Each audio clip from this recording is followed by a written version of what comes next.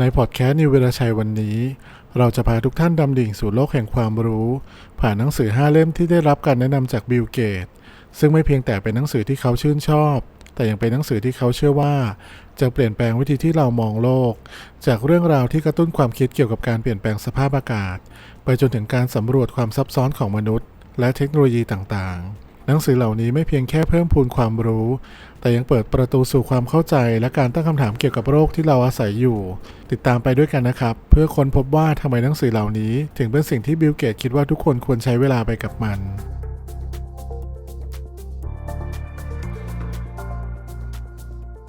เรามาเริ่มที่เล่มที่1กันนะครับเล่มนี้มีชื่อว่า The Choice Embrace of the Possible ผู้แต่งคือดร. อีดิธ อีวา อีเกอร์ก่อนอื่นเราไปทำความรู้จักกับผู้แต่งกันนะครับดร. อีดิธ อีเกอร์เกิดเมื่อปี 2470 ในประเทศฮังการีเธอและครอบครัวถูกกวาดต้อนโดยนาซีและส่งไปยังค่ายกักกันอัลชวิตซ์ดร. อีเกอร์สูญเสียสมาชิกในครอบครัวไปเกือบทั้งหมดแต่สามารถรอดชีวิตมาได้ด้วยการเต้นให้ดร. โยเซฟ เมงเกเลแพทย์นาซีผู้โหดเหี้ยมดูหลังสิ้นสุดสงครามโลกครั้งที่2ดร. อีเกอร์ได้ย้ายถิ่นฐานไปยังประเทศสหรัฐอเมริกาและเข้ารับการศึกษาต่อในด้านจิตวิทยาและกลายเป็นนักบำบัดที่ประสบความสำเร็จเธออุทิศตนเพื่อช่วยผู้คนมากมายในการเยียวยาบาดแผลทางจิตใจดร. อีเกอร์ได้เขียนหนังสือหลายต่อหลายเล่มและแน่นอนว่าผลงานที่มีชื่อเสียงโด่งดังที่สุดคือเล่มที่มีชื่อว่า The Choice Embrace the Possible ซึ่งคือเล่มเดียวกับที่บิลเกตส์เป็นผู้แนะนำในวันนี้ซึ่งเล่มนี้เป็นการเล่าเรื่องราวชีวิตอันน่าทึ่งและแนวทางการเยียวยาจิตใจของเธอแต่เป็นที่น่าเสียดายว่าดร. อีดิธ อีเกอร์ได้เสียชีวิตไปแล้วเมื่อปี 2564 ด้วยวัย 94 ปี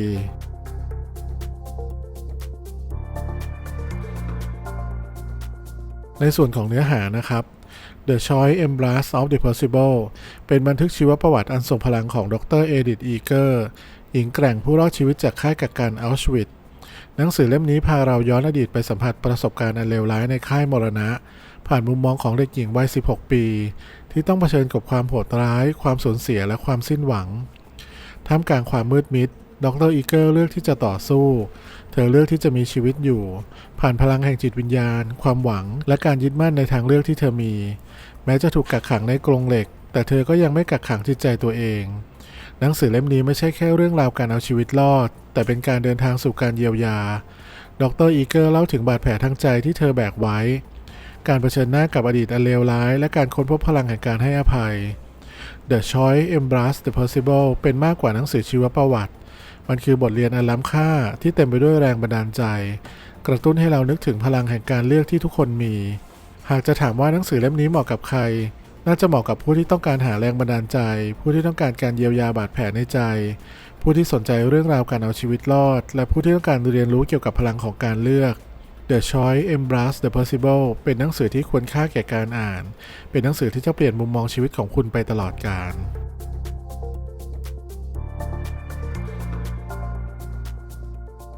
มาต่อกันที่เล่มที่2นะครับมีชื่อว่า Good Economics for Hard Times ผู้แต่งคือคุณอภิจิตร วานายักษ์ บานาจีและคุณเอสเธอร์ ดูโฟลสองนักวิทยาศาสตร์ชื่อดังที่มีผลงานโดดเด่นด้านการศึกษาปัญหาความยากจนและวิธีการลดความไม่เท่าเทียมกันทางเศรษฐกิจ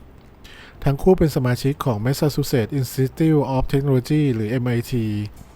ซึ่งพวกเขาทำงานด้วยกันที่ MIT Poverty Action Lab หรือที่รู้จักกันในชื่อ J-PALศูนย์วิจัยที่มุ่งเน้นไปที่การออกแบบและประเมินผลกระทบของการแทรกแซงเพื่อลดความยากจนคุณอภิจิตรเกิดที่มุมไบประเทศอินเดียในปี 1961 เขาได้รับปริญญาเอกจาก Harvard University ในปี 1988 และมีผลงานวิจัยที่โดดเด่นในด้านเศรษฐศาสตร์การพัฒนาส่วนคุณเอสเธอร์ ดูโฟลเกิดที่ปารีสประเทศฝรั่งเศสในปี 1972 เธอได้รับปริญญาเอกจาก MIT ในปี 1999ดูโฟลมีความสนใจอย่างมากในการใช้การทดลองแบบสุ่มควบคุมเพื่อทดสอบและวัดการกระทบของนโยบายต่างๆที่มีต่อการลดความยากจนทั้งคุณอภิจิตรและดูโฟลได้รับรางวัลโนเบลสาขาเศรษฐศาสตร์ในปี 2019 ร่วมกับไมเคิล ครีเมอร์สำหรับการทำงานของพวกเขาในการทดสอบแนวทางใหม่ๆในการต่อสู้กับความยากจนทั่วโลกผลงานของพวกเขาได้แสดงให้เห็นว่าการใช้การทดลองแบบสุ่มควบคุมสามารถเป็นเครื่องมือที่มีค่าในการทำความเข้าใจและการแก้ไขปัญหาความยากจนได้อย่างไรพ วกเขาได้พัฒนาแนวทางที่มีหลักฐานสนับสนุนในการออกแบบนโยบายที่เป็นประโยชน์ต่อคนยากจนที่สุดในสังคม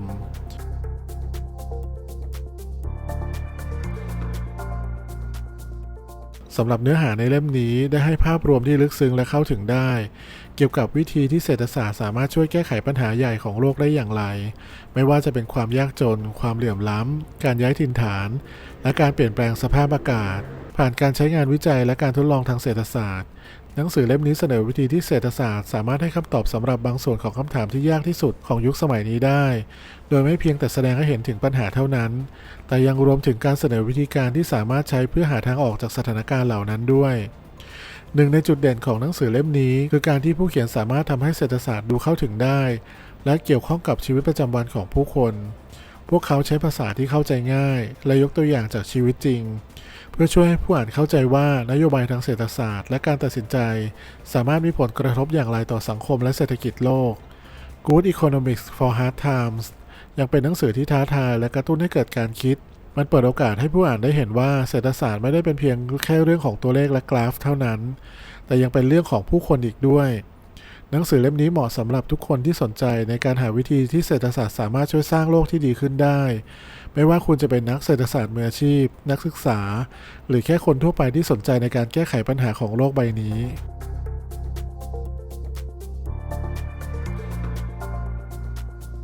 มาต่อกันที่เล่มที่ 3 นะครับชื่อว่า The Great Influenza: The Story of the Deathless Pandemic in History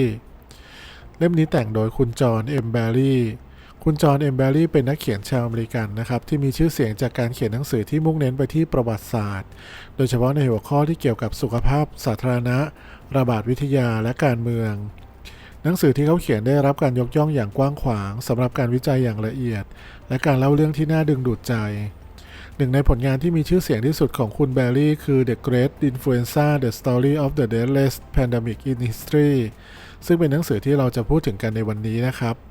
โดยหนังสือเล่มนี้เป็นการศึกษาที่ลงลึกเกี่ยวกับการระบาดของไข้หวัดใหญ่ในปี 1918 หนังสือเล่มนี้ได้รับการชื่นชมเป็นอย่างมากสำหรับการนำเสนอภาพรวมที่ครอบคลุมถึงการวิเคราะห์เชิงลึกเกี่ยวกับผลกระทบทางสังคมและการเมืองของการระบาดครั้งนั้นแบร์รี่มีความเชี่ยวชาญในการทำงานกับหน่วยงานของรัฐบาลและองค์กรสาธารณสุขในประเด็นที่เกี่ยวกับการเตรียมพร้อมและการตอบสนองต่อการระบาดของโรคและเขาได้รับการยอมรับว่าเป็นหนึ่งในผู้เชี่ยวชาญชั้นนำในเรื่องของการระบาดของไข้หวัดใหญ่ในการทำงานของเขาได้ให้ความสัมพันธ์กับการสื่อสารความเข้าใจทางวิทยาศาสตร์และประวัติศาสตร์ไปยังผู้อ่านในวงกว้างเพื่อเสริมสร้างความเข้าใจและการเตรียมพร้อมสำหรับวิกฤตด้านสาธารณสุขในอนาคต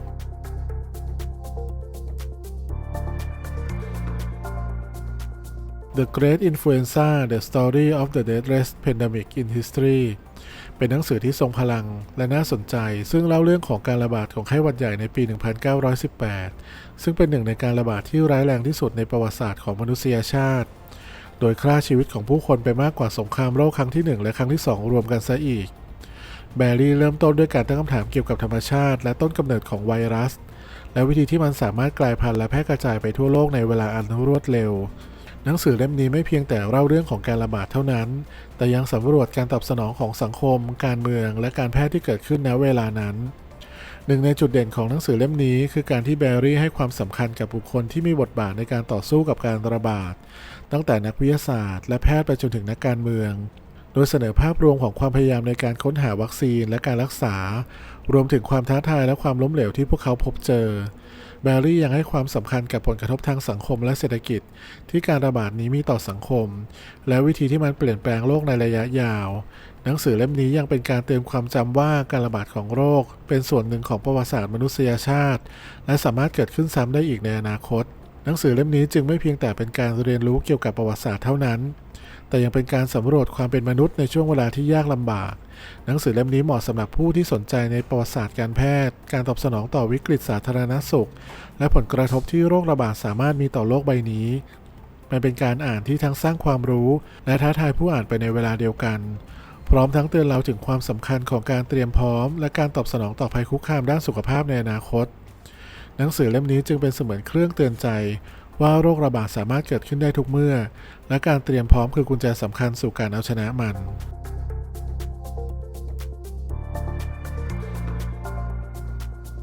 มาถึงเล่มที่ 4 นะครับ ชื่อว่า The Ride of the Lifetime Lesson Learned from 15 Years as CEO of the Walt Disney Company ซึ่งเล่มนี้แต่งโดยคุณโรเบิร์ตอีเกอร์ซึ่งคุณโรเบิร์ตอีเกอร์เนี่ยเป็นผู้บริหารระดับสูงในอุตสาหกรรมบันเทิงและสื่อที่มีชื่อเสียงโดยเฉพาะอย่างยิ่งกับบทบาทของเขาในฐานะประธานและ CEO ของ The Walt Disney Company อีเกอร์เข้าร่วมงานกับดิสนีย์ตั้งแต่ปี 1996 หลังจากที่ดิสนีย์ซื้อกิจการ Capital City และ ABC ซึ่งอีเกอร์ทำงานมายาวนานและดำรงตำแหน่งเป็นประธานและ CEO ของ ABC Television ก่อนการซื้อกิจการคุณโรเบิร์ตอีเกอร์เกิดเมื่อวันที่ 10 กุมภาพันธ์ ปี 1951 ในเมืองนิวยอร์กเขาเริ่มอาชีพของเขาด้านโทรทัศน์กับ ABC ในปี 1974 และค่อยๆ ขึ้นสู่ตำแหน่งสูงสุดในบริษัทตลอดอาชีพการทำงานของเขาที่ ABC และ Disney อีเกอร์ได้รับการยกย่องว่าเป็นผู้นำที่มีวิสัยทัศน์ช่วยนำพาบริษัทผ่านช่วงเวลาแห่งการเปลี่ยนแปลงมากมายรวมถึงการเข้าซื้อกิจการที่สำคัญหลายครั้งเพื่อขยายพอร์ตโฟลิโอของ Disney ไม่ว่าจะเป็น Pixar Animation Studio Marvel Entertainment Lucasfilm และ 20th Century Fox ในฐานะ CEO ของ Disney อีเกอร์ได้นำการเปลี่ยนแปลงที่สำคัญในการเน้นย้ำถึงด้านสื่อดิจิตอล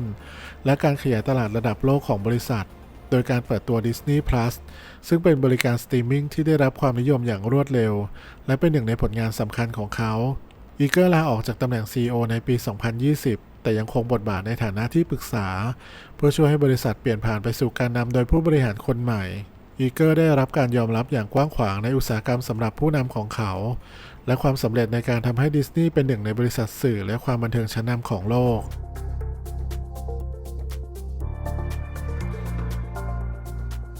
เรามาสรุปเนื้อหาของหนังสือนี้กันสักนิดนะครับ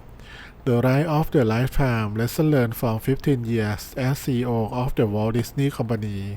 เป็นหนังสือที่เล่าถึงประสบการณ์และบทเรียนที่โรเบิร์ตอีเกอร์ได้รับระหว่างการดำรงตำแหน่งเป็น CEO ของ The Walt Disney Company ตั้งแต่ปี 2005 ถึงปี 2020หนังสือเล่มนี้เป็นทั้งอัตชีวประวัติและคู่มือการเป็นผู้นำที่เต็มไปด้วยเรื่องราวส่วนตัวการตัดสินใจทางธุรกิจและปรัชญาในการบริหารที่ได้รับการทดสอบผ่านการทำงานในหนึ่งในบริษัทสื่อและความบันเทิงที่ใหญ่ที่สุดและมีอิทธิพลที่สุดในโลกอีเกอร์แบ่งปันมุมมองของเขาเกี่ยวกับสิ่งสำคัญในการเป็นผู้นำที่ดีซึ่งรวมถึงความจำเป็นในการรักษาความเป็นจริง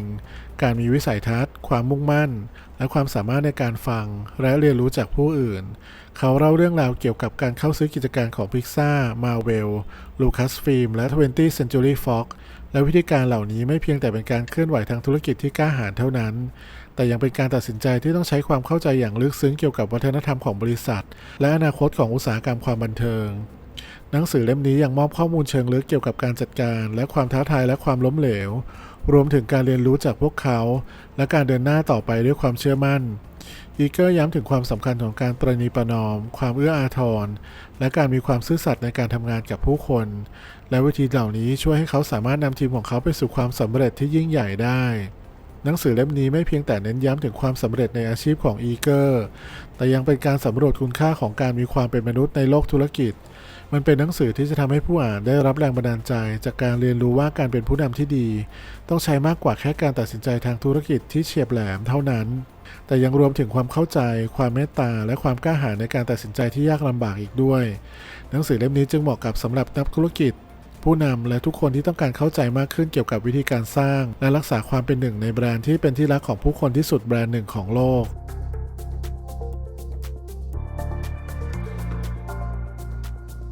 มาถึงเล่มสุดท้ายของวันนี้กันนะครับคือ Growth from the Microorganism to Megacity ผู้แต่งคือคุณวาลาฟ สมิลเป็นนักวิทยาศาสตร์และนักวิจัยที่มีชื่อเสียงระดับโลกในด้านพลังงานสิ่งแวดล้อมอาหารประชากรเศรษฐกิจและนโยบายสาธารณะแม้ว่าเขาจะเกิดในเชโกสโลวาเกียในปี 1943 แต่เขาได้ใช้เวลาส่วนใหญ่ของชีวิตการทำงานในแคนาดาโดยเขาเป็นศาสตราจารย์อาวุโสที่มหาวิทยาลัยแมนิโทบาสมิลมีผลงานเขียนที่หลากหลายครอบคลุมหัวข้อที่กว้างขวางเช่นวงจรชีวภาพพลังงานในสังคมมนุษย์ความเป็นมาของพลังงานและเทคโนโลยีความมั่นคงด้านอาหารและการเปลี่ยนแปลงสภาพอากาศการเขียนของเขามีเอกลักษณ์ในแง่ของการเข้าถึงข้อมูลและการวิเคราะห์ที่ลึกซึ้ง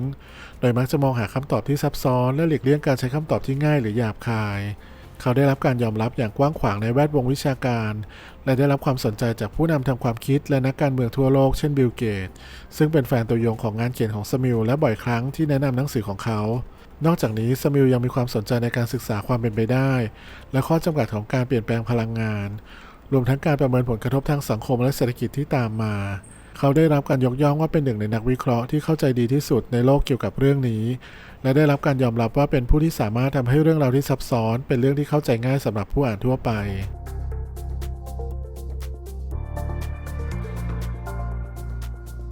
สำหรับสรุปเนื้อหาของหนังสือเล่มนี้เป็นหนังสือที่ให้ภาพรวมอย่างลึกซึ้งและครอบคลุมเกี่ยวกับหลักการของการเติบโตในหลากหลายระบบและสเกลตั้งแต่เชื้อจุลินทรีย์เล็กๆไปจนถึงเมืองใหญ่อย่างเมกะซิตี้หนังสือเล่มนี้พยายามทำความเข้าใจและอธิบายว่าการเติบโตทำงานอย่างไรในธรรมชาติของสังคมมนุษย์และเศรษฐกิจโดยสำรวจทั้งประโยชน์และข้อจำกัดของการเติบโตสมิลนำเสนอการวิเคราะห์ที่เข้มข้นเกี่ยวกับการเติบโตในหลายระดับรวมถึงการเติบโตทางชีววิทยาซึ่งครอบคลุมถึงตั้งแต่การเติบโตของเซลล์ไปจนถึงสิ่งมีชีวิตทั้งหมดการเติบโตของเทคโนโลยีและอุตสาหกรรมการขยายตัวของเมืองและเมกะซิตี้และการเติบโตของเศรษฐกิจโลกหนังสือเล่มนี้ให้การวิเคราะห์ที่มีหลักฐานและข้อมูลเชิงลึกเกี่ยวกับแรงขับเคลื่อนและผลกระทบของการเติบโตในหลายด้านของชีวิตและสิ่งแวดล้อมหนึ่งในจุดเด่นของหนังสือคือการที่สมิลให้ความสำคัญกับการทำความเข้าใจและการเผชิญหน้ากับข้อจำกัดของการเติบโตรวมถึงความท้าทายที่เกี่ยวข้องกับความยั่งยืนและการใช้งานทรัพยากรต่างๆหนังสือเล่มนี้ยังชี้ให้เห็นถึงความจำเป็นในการหาวิธีการเติบโตที่สามารถรักษาสมดุลกับระบบนิเวศและทรัพยากรธรรมชาติของโลกGrowth from the Microorganism to Megacity จึงเป็นหนังสือที่มีค่าสำหรับทุกคนที่สนใจในการเข้าใจเรื่องการเติบโตในมิติต่างๆและผลกระทบที่มีต่อโลกของเราการเขียนของสมิลทั้งกระชับและเข้าถึงได้ทำให้หนังสือเล่มนี้เป็นทรัพยากรที่สำคัญสำหรับนักวิชาการผู้กำหนดนโยบายและผู้อ่านทั่วไปที่ต้องการเข้าใจในแนวทางการจัดการกับความท้าทายของการเติบโตในยุคสมัยที่เราอาศัยอยู่